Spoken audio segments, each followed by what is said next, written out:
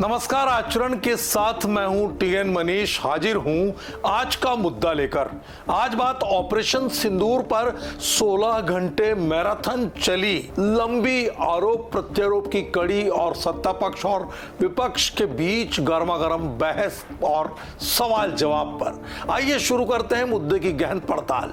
संसद के मानसून सत्र 2025 में ऑपरेशन सिंदूर पर हुई चर्चा एक अहम राजनीतिक और राष्ट्रीय मुद्दे के रूप में उभर कर सामने आई, जिसमें सत्ता पक्ष और विपक्ष के बीच तीखी बहस देखने को मिली। यह चर्चा 28 और 29 जुलाई 2025 को चली, जो तकरीबन 16 घंटे चली और इसमें प्रधानमंत्री नरेंद्र मोदी, गृह मंत्री अमित शाह, रक्षा मंत्री राजनाथ सिंह, विदेश मंत्री एस जयशंकर जैसे नेताओं ने सरकार का पक्ष रखा, जबकि विपक्ष के नेताओं में राहुल गांधी, प्रियंका गांधी, अखिलेश यादव और असदुद्दीन ओवैसी ने सरकार को घेरने की लगातार कोशिश की। प्रधानमंत्री मोदी और गृह मंत्री अमित शाह ने ऑपरेशन सिंदूर को भारत की आतंकवाद के खिलाफ मजबूत कार्रवाई बताया। विदेश मंत्री एस जयशंकर ने कहा कि ट्रंप के सीज फायर के दावे गलत हैं, क्योंकि अप्रैल से जून 2025 के बीच मोदी और ट्रंप के बीच कोई चर्चा नहीं हुई।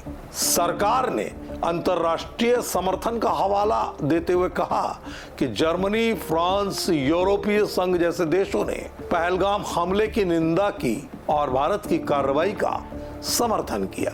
विपक्ष, खास तौर पर कांग्रेस और समाजवादी पार्टी ने सरकार पर खुफिया तंत्र की विफलता के आरोप जड़ दिए। राहुल गांधी और गौरव गोगोई ने पूछा कि जब पाकिस्तान कमजोर था तो सीज फायर क्यों किया गया। उन्होंने ट्रंप के दावों पर स्पष्टीकरण मांगा और कहा कि सरकार ने समर्पण कर दिया। विपक्ष ने राफेल विमानों के नुकसान और पहलगाम हमले में सुरक्षा लापरवाही पर भी सवाल खड़े किए। सरकार ने ऑपरेशन सिंदूर को अपनी सबसे बड़ी उपलब्धियों में से एक के रूप में प्रस्तुत किया। विदेश मंत्री एस जयशंकर ने अंतर्राष्ट्रीय समर्थन का हवाला देते हुए कहा कि जर्मनी, फ्रांस, यूरोपीय संघ, क्वाड और ब्रिक्स के देशों ने पहलगाम हमले की निंदा की और संयुक्त राष्ट्र सुरक्षा परिषद ने मजबूत रुख अपनाया। उन्होंने ये भी साफ किया कि भारत पाक वार्ता में कोई तीसरा पक्ष शामिल ही नहीं था और पाकिस्तानियों पर वीजा प्रतिबंध जारी है। गृह मंत्री अमित शाह ने विपक्ष पर तीखा हमला बोला, विशेष रूप से अखिलेश यादव को जवाब देते हुए कहा, क्या आप पाकिस्तान से बात करते हैं। उन्होंने वादा किया कि अगले दिन दोपहर 12 बजे विपक्ष के झूठ को उजागर करेंगे। रक्षा मंत्री राजनाथ सिंह ने ऑपरेशन की सफलता पर जोर दिया, जबकि बीजेपी सांसद अनुराग ठाकुर ने कहा पाकिस्तान 48 घंटे भी भारतीय सेना से नहीं लड़ सका और रहीम खान एयरबेस हमले के बाद 2 महीने से निष्क्रिय है। विपक्ष ने सरकार पर कई मोर्चों पर एक साथ हमला बोल डाला। कांग्रेस सांसद गौरव गोगोई ने ट्रंप के 26 दावों पर सवाल उठाए, पूछा कि सीज फायर क्यों किया गया और किसके सामने सरकार ने समर्पण कर दिया। उन्होंने आईएमएफ की पाकिस्तान को $1 बिलियन की सहायता पर भी सवाल खड़े किए, ये कहते हुए कि ये संभावित लक्ष्य फंडिंग हो सकती है।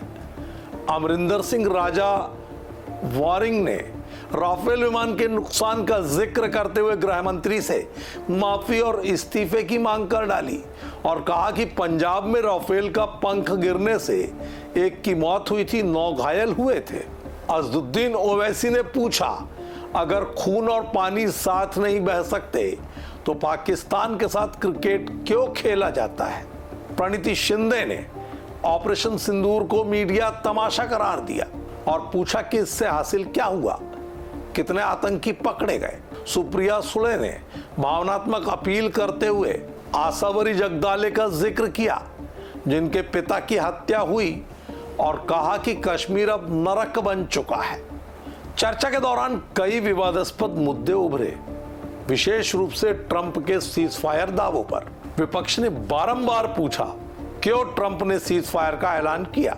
न कि भारतीय सरकार ने। कल्याण बनर्जी टीएमसी ने आरोप लगाया कि पीएम मोदी ट्रंप के सामने अपनी कद को कम करते हैं और उनके दावों का खंडन कभी नहीं करते।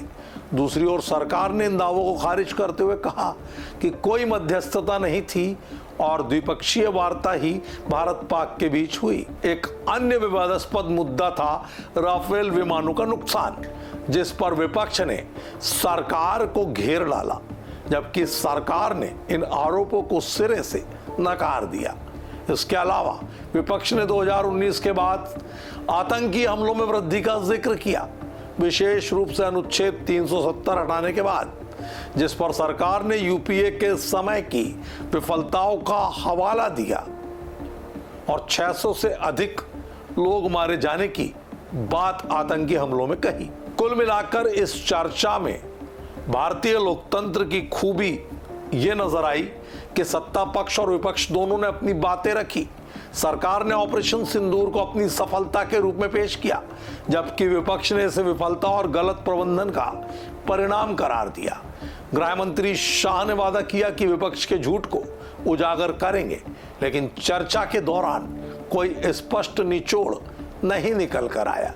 ये चर्चा राष्ट्रीय सुरक्षा विदेश नीति पर राजनीतिक विभाजन को उजागर करती है, वैचारिक द्वंद्व को सामने लाती है, वैचारिक खाई को बढ़ाती है और आने वाले समय में इस मुद्दे पर लगातार बहस की संभावना को बल देती है।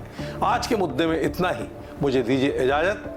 आप बने रहिए आचरण के साथ। नमस्कार। देश दुनिया की सभी खबरें देखने के लिए जुड़े रहिए आचरण न्यूज से। आचरण न्यूज, हर कदम आपके साथ।